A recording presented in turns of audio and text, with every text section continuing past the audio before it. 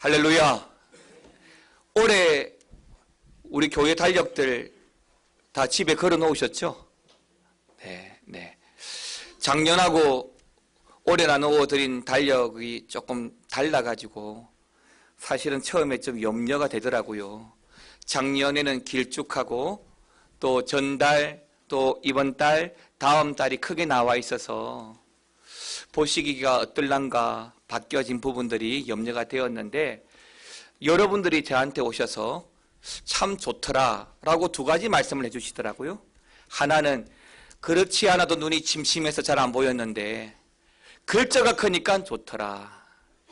또 어떤 분들은 달력 안에 성경 구절이 쓰여 있어서 너무 부담이 되지만 그래도 좋더라 라고 이야기를 하시더라고요. 그래서 한 분이 저한테 그런 말씀하셨습니다.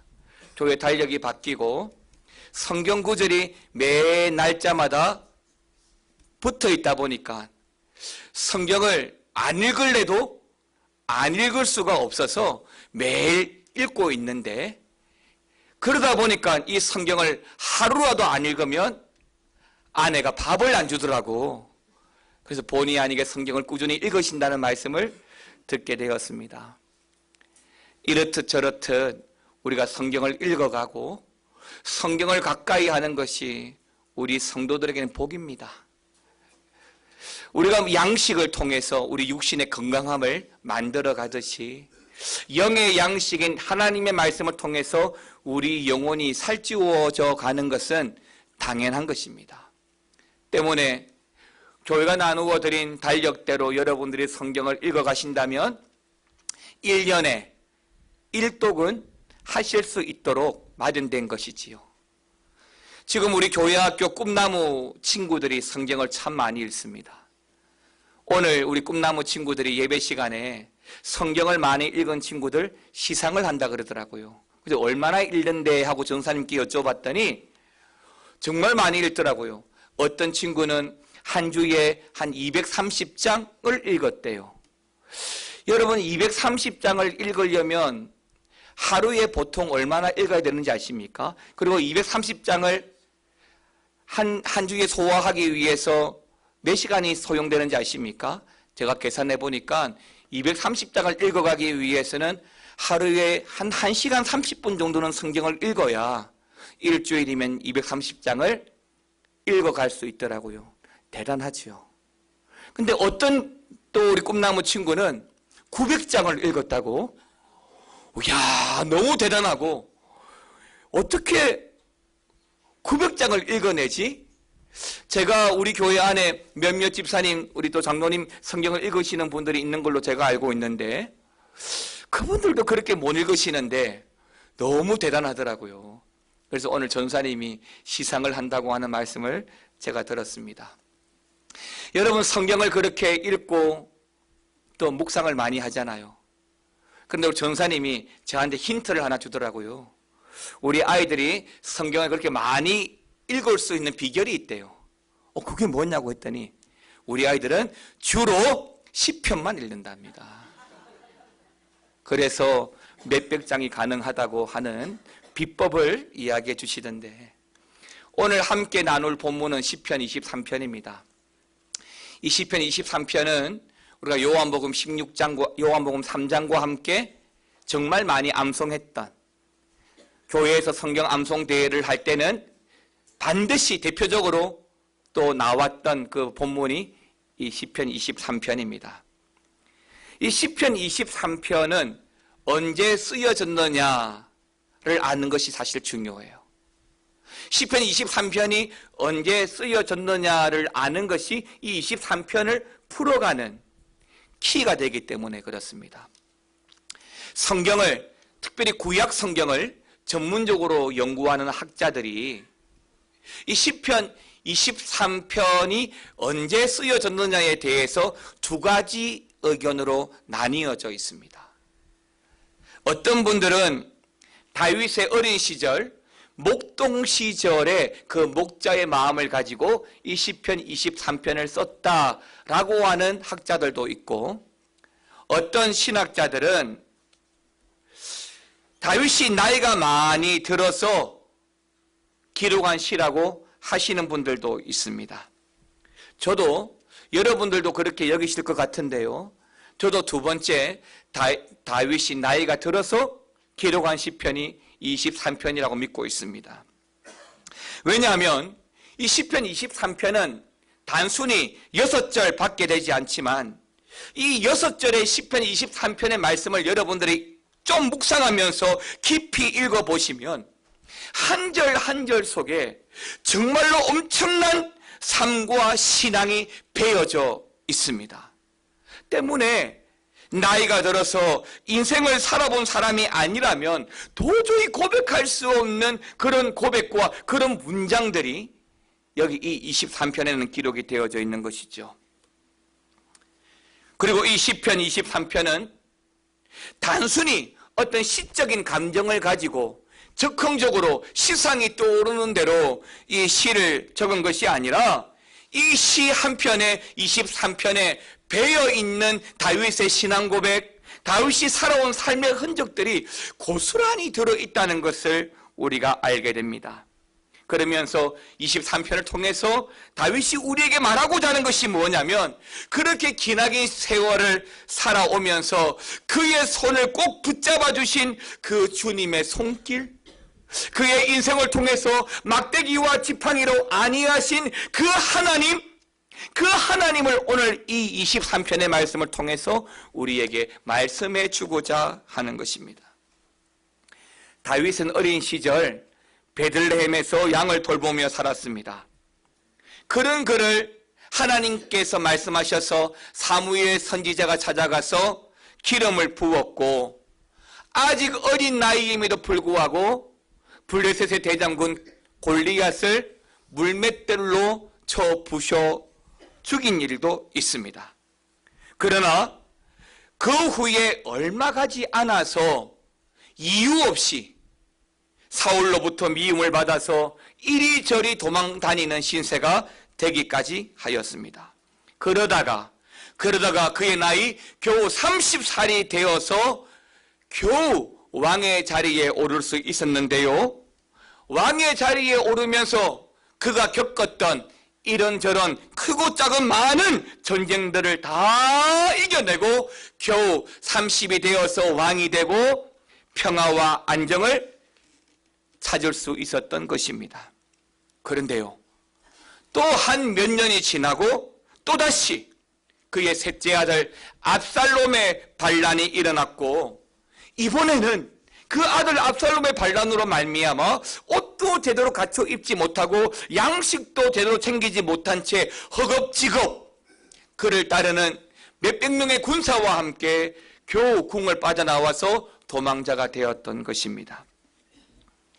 급히 나오느라 제대로 챙기지 않아서 양식을 가져오지 못했습니다.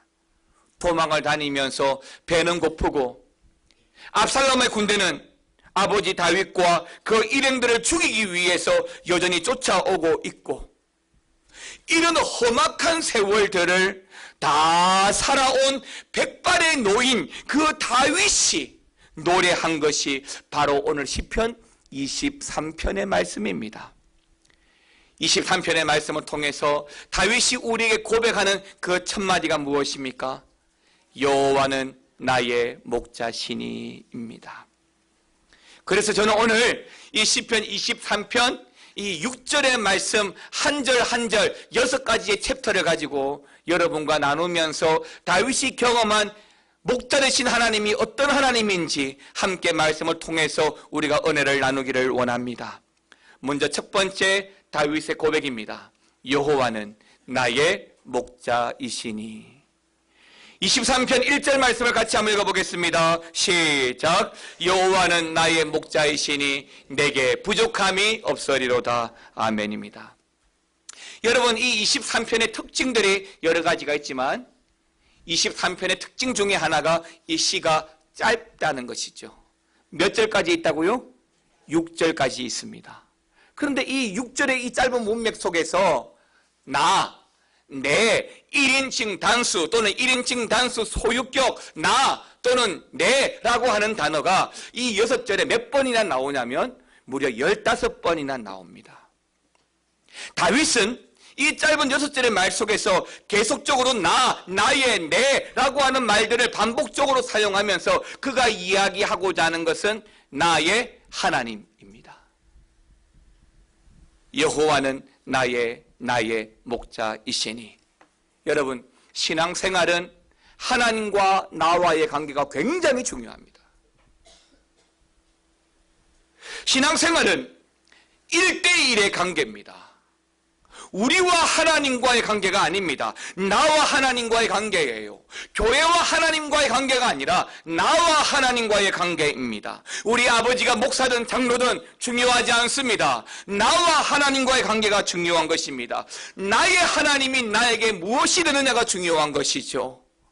다윗은 목자라고 고백합니다. 왜요? 다윗은 목자였거든요. 목동이었거든요. 목자가 어떤 일을 하는지 잘 알거든요. 그의 인생을 살아오면서 그의 하나님이 그를 어떻게 이끌어왔는지 알거든요. 그래서 다윗은 나의 목자라고 고백하는 것입니다. 요한복음 1장 13절에서는 이렇게 말합니다. 이는 혈통으로나 육정으로나 사람의 뜻으로 나지 아니하고 오직 하나님으로부터 난 자들이다. 누가요? 내가 하나님을 향하여 나의 하나님이라고 고백할 때에 이것이 하나님으로부터 났다는 증거가 되고, 그러면서 다윗은 이 1절의 말씀을 이어가기를 부족함이 없다라고 이야기합니다. 그러니까 여기 이 1절의 말씀을 보게 되면 여호와는 나의 목자시니, 이 문장을 놓고 봤을 때 여호와는 나의 목자이시니 이것은 원인이 되는 것입니다. 그리고 그 다음에 나오는 내게 부족함이 없다라고 하는 말은 뭘까요? 결과가 되는 것이죠. 하나님을 목자 삼고 살아가는 인생은 부족함이 없습니다. 하나님을 의지하고 살아가는 성도의 인생은 모자라지 않습니다. 즉 여호와를 목자로 삼고 살아가는 사람들에게 하나님이 목자가 되어주셔서 그 인생을 이끌고 그 인생을 지키신다고 이야기하는 것이죠. 사랑하는 성도 여러분, 하나님이 우리의 목자 되심을 믿고 그 목자 되신 하나님을 붙들고 살아가는 은혜가 있기를 축원합니다. 자, 그렇다면 여러분, 다윗이 고백하는 대로 여호와를 목자로 믿고 살아갈 때 왜 부족함이 없을까요? 여러분, 한 가지 아셔야 될 것이 있습니다. 영혼은 사람에게만 있습니다. 그 영혼이 하는 일이 뭐라고 말씀을 드렸습니까? 하나님과 교통하게 하는 겁니다. 영혼이 없으면 하나님을 만날 수가 없어요. 때문에 영혼은 하나님을 교통하게 하는 겁니다. 요즘에 여러분 1인 가구가 굉장히 많죠. 식당에 가보니까 식당에도 1인 전용 혼밥 테이블이 많이 세팅되어져 있더라고요. 예, 밥도 혼자 먹을 수 있습니다. 일도 혼자 할 수 있고요. 공부도 혼자 할 수 있습니다. 문제는 좀 외롭죠. 제가 잘 압니다. 혼자 있으면 좀 외롭습니다. 그래서 요즘 말로 혼족들이 개나 고양이, 애완동물을 많이 키우는 것 같습니다. 그러면 다 해결될까요? 예, 어느 정도는, 저도 고양이를 키워보니까 어느 정도는 그런 외로움도 해결되는 것 같습니다. 하지만 근본적으로 해결이 안 돼요. 왜요? 영혼이 없거든요. 애완동물, 심지어 애완로봇, 영혼이 없기 때문에 궁극적으로 내 마음을 이해하지 못해요. 집에 갔더니 방바닥에 똥 싸고 오줌 싸고 얼마나 속상한데요. 나를 위로해주고 내 외로움을 달래주려고 키우는데 이건 일거리만 더 늘어나는 거예요. 사랑하는 성도 여러분, 사람은 세상을 의지하고 살아가면 살아갈수록 갈증만 더 느낄 뿐입니다.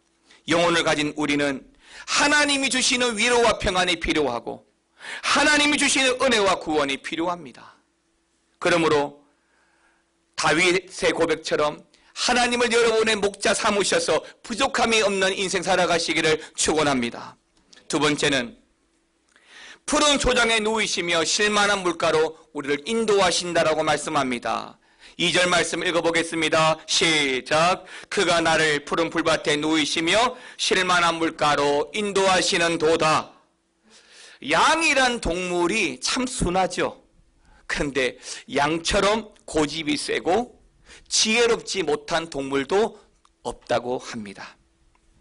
여러분, 개나 고양이는 어디를 데려가도 어디를 가도 자기 집을 잘 찾아옵니다. 몇백 미터, 심지어 몇 킬로 떨어져도 개나 고양이는 자기 집을 잘 찾아와요. 2016년도 영국의 일간지 인디펜던트라는 일간지에 나온 기사입니다. 영국 북웨일즈에 있는 그곳에서 농장을 운영하고 있는 엘렌 제이 무스라는 사람이 있었습니다. 이 엘렌 제이 무스라는 사람은 그 웨일즈에서 농장을 운영하면서 수천 마리의 양들을 키우고 있었는데요. 그 많은 양들을 돌보기 위해서 또 수십 마리의 목장견, 목양견, 보더콜리 견종을 여러 마리 키우고 있었습니다. 하루는 240마일 떨어진 친구로부터 240마일이면 약 386km입니다. 제가 이걸 조사해 보니까요. 우리 미아중앙교회에서 부산에 있는 저희 집까지 거리를 조사해 보니까 394km입니다. 그러니까 240마일, 즉 386km는 우리 교회에서 부산까지의 거리인 거예요. 그 멀리 떨어져 있는 절친한 친구로부터 새롭게 목장을 운영한다는 말을 듣고 목양견이 필요하니까 한 마리 줄 수 있는 말을 들었습니다. 그래서 그 보더콜리 견종 중에 아끼는 충성스러운 페로라고 하는 개를 선물로 주었습니다. 그곳에서 그 페로는 양들을 지키고 양들을 돌보면서 새로운 농장에서의 생활을 시작하고 있었는데요. 그러다가 약 한 달쯤 지나서 목장에서 양들을 돌보던 이 페로가 어떤 이유인지 갑자기 사라졌습니다. 목장 사람들과 그 친구가 그 개를 찾기 위해서 백방으로 수소문을 하고 여러 날 찾아보았지만 결국 찾아내지를 못했습니다. 그러다가 잃어버린 지 12일 후에 원주인 엘렌 제이 무스가 하루는 저녁 식사를 마치고 양들을 돌아보기 위해서 자신의 집 현관문을 여는데 바로 그 현관 앞에 그의 페로가 와 있더라는 것이죠. 잃어버렸다고 생각한 페로를 다시 찾았다는 기쁨은 이루 말로 표현할 수 없지만 웨일즈에서부터 여기 이 농장까지 240마일, 즉 380km가 넘는 그 먼 길을 혼자서 찾아왔던 것입니다.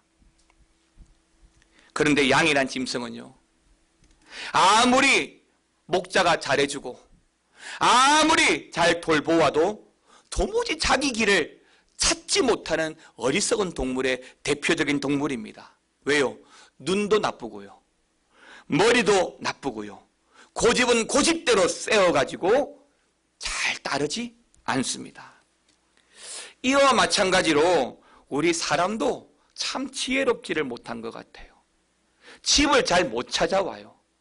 사람의 연수가 성경은 70년, 80년이라고 이야기하고 요즘은 90년, 100수를 살기도 하지만 70년, 80년, 90년, 100수를 살다가 다시 고향으로 돌아가야 되는데, 다시 본향으로 천국으로 돌아가야 되는데, 이 우둔하고 멍청한 사람들은 세상이 좋아서 돌아갈 줄을 모르고 세상이 전부인 줄 알고 살아가는 사람들이 많더라는 것입니다.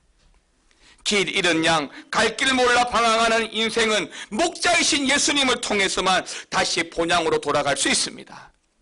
어리석은 우리의 인생을 목자이신 그 예수님께서 때로는 막대기와 지팡이로 우리를 다스리고 인도해 주셔서 우리의 집으로, 우리의 본향으로 인도해 가실 줄 믿으시기를 바랍니다.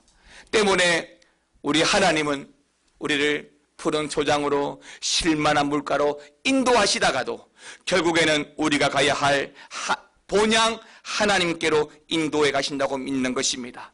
요한복음 14장 6절은 예수님께서 우리에게 이렇게 말씀하십니다. 내가 길이고 내가 진리고 내가 생명이다. 나로 말미암지 않고는 누구도 아버지의 나라에 올 수 없다고 말씀하십니다. 예수님이 우리의 목자가 되시면 우리를 하나님의 나라로 실만한 물가로 인도해 가실 줄 믿습니다.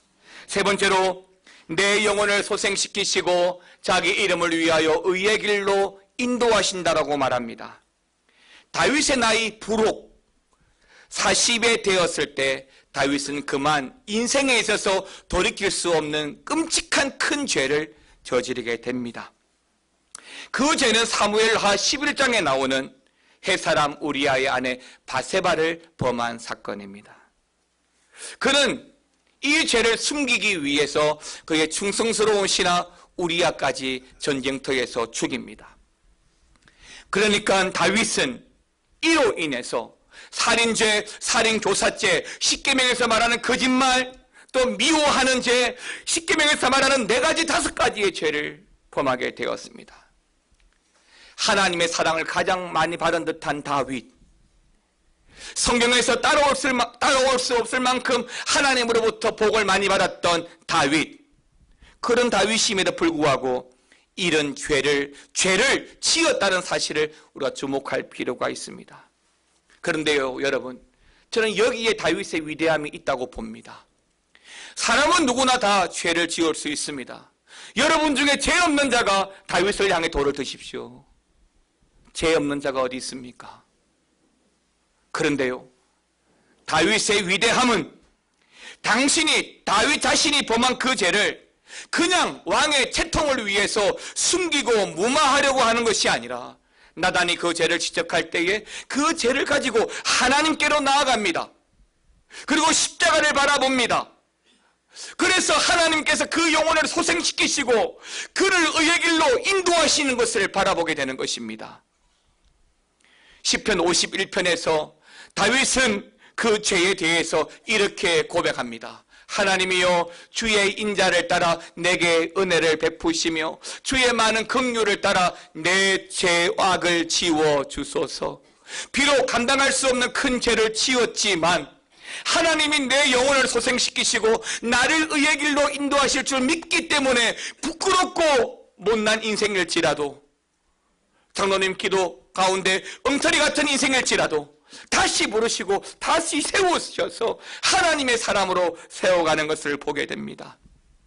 사랑하는 성도 여러분, 혹시 여러분의 마음속에 도저히 용서받지 못할 것만 같은 죄가 있고 또 여러 가지 어려움이 있다 하더라도 그래도 우리가 절망하거나 낙담하지 말아야 되는 이유는 우리 주님께서 십자가라는 그 생명의 길을 우리에게 열어놓으신 줄 믿고 목자 되신 주님으로 말미암아 의의 길로 살아가는 저와 여러분 되시기를 축원합니다. 네 번째는 내가 사망의 음침한 골짜기를 다닐지라도 해를 두려워하지 않는 것은 주께서 나와 함께 하심이라 주의 지팡이와 막대기가 나를 안위하시나이다입니다. 다윗이라고 하는 사람은 보통 사람보다 굉장히 험악한 인생을 많이 살았습니다. 그만큼 업앤다운이 많았다는 것이죠.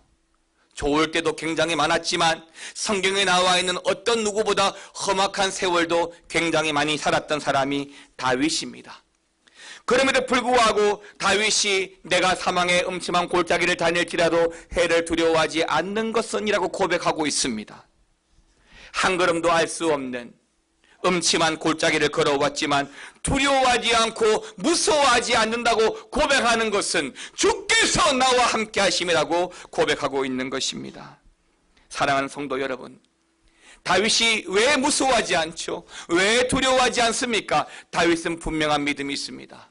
주께서 나와 함께 하신다는 믿음, 그리고 주의 막대기와 그 지팡이로 나를 다스리실 뿐만 아니라 나를 보호하신다는 그 믿음이 있기 때문에 사망의 음침한 골짜기도 결코 두렵지 않고 무섭지 않다고 고백하는 것입니다. 사울에게 쫓겨다녔던 10년간의 음침한 골짜기가 있었습니다. 30살의 왕이 되었지만 끊임없는 주변 국가들과의 전쟁을 치르며 늘 위험 속에 살아야 했던 세월의 음침한 골짜기도 있었고요. 이제 됐다 싶을 그 노년에는 그의 아들 압살롬의 반란이라고 하는 또 한 번의 음침한 골짜기가 있었습니다.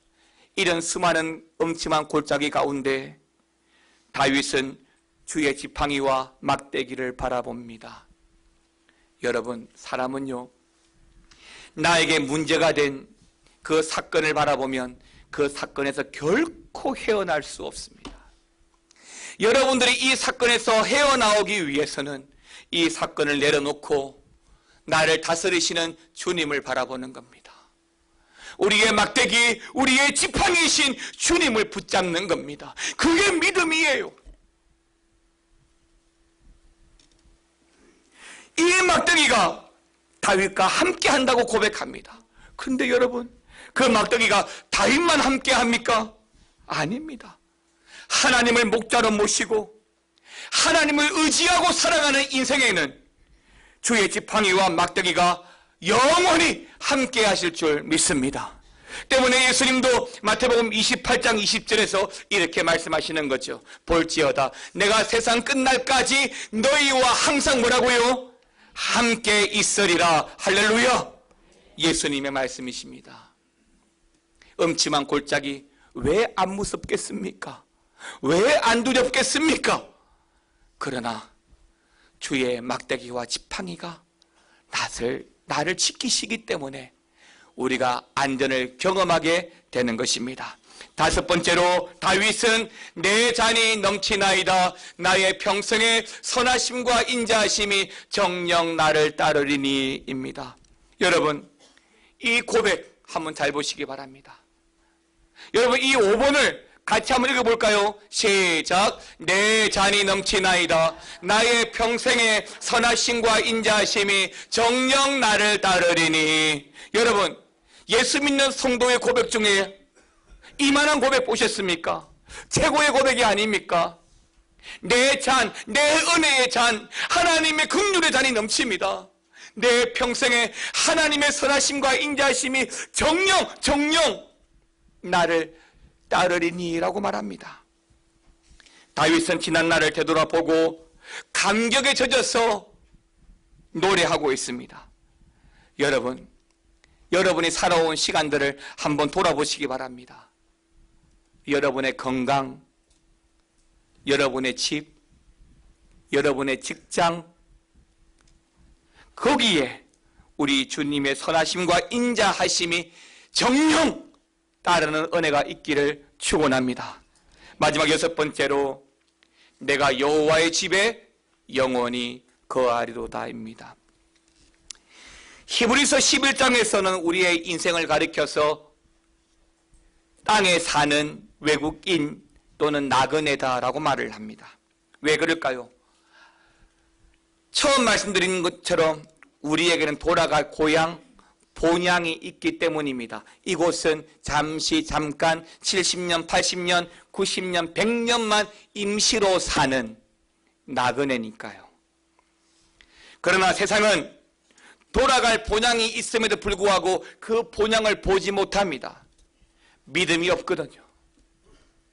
그래서 보이지 않는 거예요.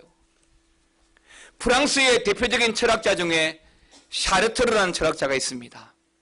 이 샤르트르라는 철학자는 실존주의 철학자입니다. 그런데 어떤 실존주의냐? 유실론이 아니고 무실론 실존주의자입니다.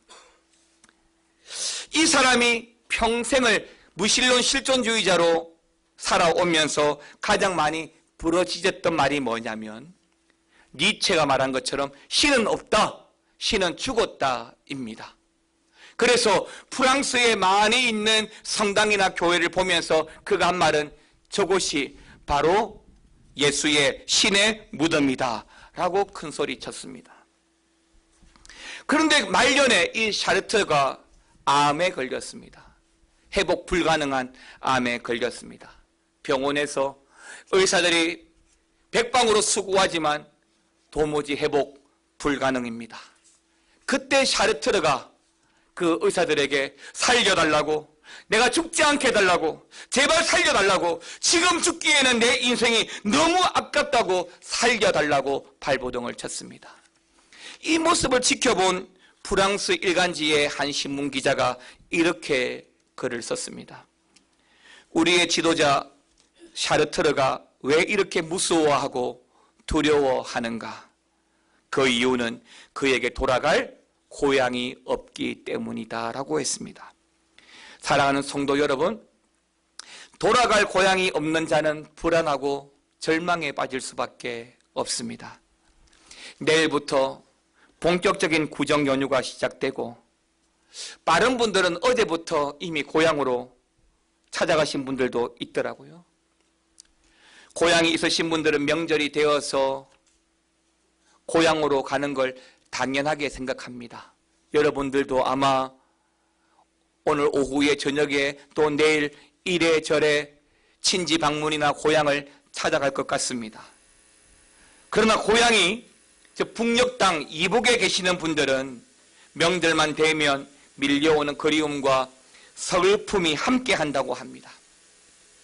생전에 저희 장인어른도 고향이 함경남도이다 보니까 명절만 되면 유난히 우울해 보이는 이유가 갈 수 없는 고향 때문인 것 같습니다.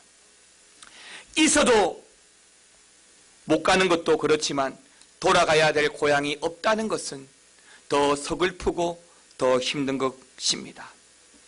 세상을 살아가면서 많은 업적을 이루어 놓았다 할지라도 죽음 너머에 그 영생을 준비하지 못한 인생은 결국에는 실패한 인생입니다. 수없이 수고하였다 하더라도 하나님 함께 하시 아니하시면 헛사라고 했습니다. 여러분, 우리의 인생은 목자 되신 하나님을 의지하여 살아가는 것이 중요합니다. 목자 되신 그 하나님을 따라 살아가게 될 때에 지팡이와 막대기가 나를 보호하고 나를 안위하고 실만한 물가로 푸른 초장으로 이끌어 가실 것이기 때문입니다. 사랑하는 성도 여러분, 이제 구정입니다. 음력으로 새롭게 시작하는 새해 첫날이죠. 올 한 해 저와 함께 우리 미아 중앙교회를 통해 신앙하고 섬겨가시면서 하나님이 나의 목자 되심을 많이 경험하시기를 축원합니다. 그리고 다윗처럼 우리를 인도하고 안위하시는 하나님을 잘 따라가는 저와 여러분 되시기를 주님의 이름으로 축원합니다. 함께 찬양하겠습니다.